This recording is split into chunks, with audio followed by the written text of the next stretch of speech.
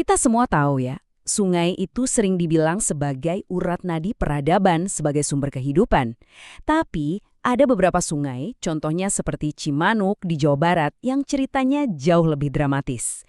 Ini bukan cuma cerita tentang kehidupan, tapi juga tentang perubahan besar. Dari sebuah legenda magis menjadi ancaman nyata. Nah, yuk kita coba bedah dua wajah dari sungai yang satu ini. Kita mulai dari masa lalunya yang luar biasa, terus kita bandingkan dengan kondisinya sekarang, yang jujur aja cukup mengkhawatirkan. Oke, untuk benar-benar paham soal Cimanuk, kita mesti flashback dulu nih.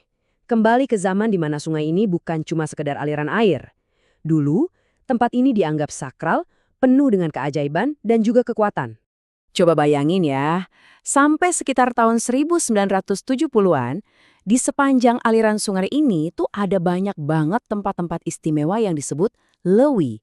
Nah, lewi ini bukan sembarang lubuk, ini adalah pusat dari berbagai legenda dan jadi tempat yang sangat dihormati oleh masyarakat setempat. Dari semua cerita yang ada, legenda yang paling beken itu soal Silayung. Katanya, Silayung ini ikan raksasa yang sisiknya berkilauan. Warnanya itu persis kayak layung, tahu kan? Cahaya senja yang kemerahan itu. Cantik banget. Dan ini bagian yang paling menarik. Ada sebuah fenomena yang disebut ngalayung. Jadi pas senja, si layung ini bakal muncul dan mimpin puluhan ikan besar lainnya buat berparade di permukaan lewi. Orang-orang yang lihat itu katanya cuma bisa terpaku, antara takjub, merasa diberkati, sekaligus sedikit takut. Tapi Cimanuk ini bukan cuma soal mitos loh. Secara geopolitik, sungai ini juga pemain kelas kakap pada zamannya. Dia ini jadi garis perbatasan alami antara dua kerajaan super besar, Kerajaan Sunda dan Majapahit. Puncaknya itu di tahun 1500-an. Muara Cimanuk ini jadi pelabuhan internasional yang super sibuk. Pentingnya nomor 2 setelah Sunda Kelapa. Jadi, semua kekayaan dari pedalaman kerajaan Sunda itu dibawa ke dunia luar lewat sini. Keren banget. Nah, pertanyaannya sekarang, gimana ceritanya sungai yang begitu sakral dan kuat ini kok bisa mulai rusak? Yuk kita telusuri pelan-pelan, apa sih yang jadi titik baliknya? Semua mulai berubah drastis pas zaman kolonial Belanda. Mereka datang dengan kacamata yang beda banget. Buat mereka, Cimanuk ini bukan rumahnya para roh atau legenda, tapi sebuah aset, sebuah alat untuk cari untung dan memperluas kekuasaan. Jadi ya udah, kekuatannya dieksploitasi habis-habisan.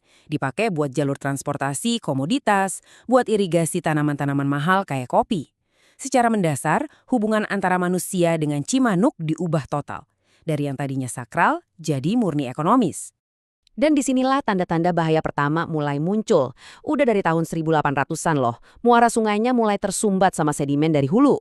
Saking parahnya, akhirnya pemerintah Belanda harus turun tangan ngeruk sungai itu biar perdagangan bisa jalan lagi. Tanda peringatan di tahun 1800-an itu ternyata cuma pemanasan aja. Itu cuma awal dari krisis yang jauh lebih besar yang kita hadapi sampai hari ini. Coba lihat data ini. Kondisi sekarang, lebih dari sepertiga lahan di sekitar Cimanuk itu statusnya udah kritis. Artinya apa?